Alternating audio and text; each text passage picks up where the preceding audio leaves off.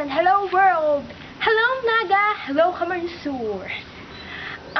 Welcome to the PBB weather update for today. I'm your reporter for today, Aim Joy B. Santa Ana, at your service. As for now, May 26, Monday, ang ating pong temperatura ay 35.2 Celsius. Dito po sa Kamaligan, Camarines. Dito po tayo sa aming munting tahanan. And as you can see, sobrang tirik ng araw, pero may pagka makulimlim pa rin ang ating mga ulap na muling nagpapahiwatig na baka umulan ng kaunti. Magkaroon ng ating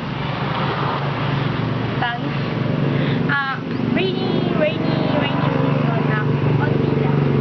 So, ayun, akin pong hinihiling na magstay na lang muna po tayo sa bahay, o kaya kung gusto nyo pong mag-relax, pumunta tayo sa isang outing for family that will make you sure, relax, and happy.